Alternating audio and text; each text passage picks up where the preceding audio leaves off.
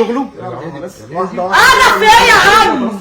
تعالي بس اهدي وريني كده. اديني جيت اهو. يلا هتحللي بقى شعري ازاي؟ بقول لك اتحرق. اهدي بس. المكوه بتاعتك طلعت حاميه.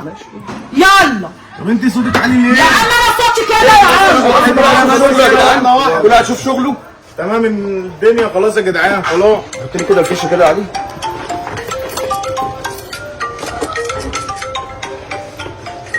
طب ما شغاله يا ابو سجد. يا عم حرام، يا حرقت لي امي شعري اتحرق. طب انت اللي شعرك بايظ ايه؟ يعني ايه عايزاه تعمل ايه؟ ايه اللي شعري بايظ دي؟ هو كل واحد بكلمه ولا ايه؟ واحد يقول له يا جدعان خلاص يا جدعان. لا لا لا لا لا دي شغاله كويسه، رفعت لي شعري كويسه والله. طب انا بقول لك شعري اتحرق. طب انت ايه اللي يرضيكي دلوقتي؟ ما اعرفش اللي يرضيني هات لي شعري غير شعري. اقول لك ايه يعني؟ هنجيب لك باروكه يعني؟ باروكي ده وباروكه انت. امال هنجيب لك شعرك ازاي؟ ما اعرفش اتصرفوا. افصل كده يا علي. هو ده اللي عندي. يعني ايه هو ده اللي عندك؟ يعني انا حليت. انت عايز ايه بقى؟ قول لي. انا حليت. انت كده جاي معايا في نوش. اللي انت شايفاه.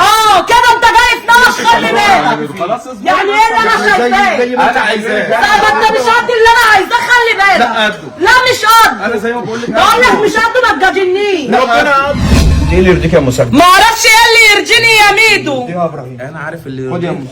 اديني كده مرضيه؟ مش قوي.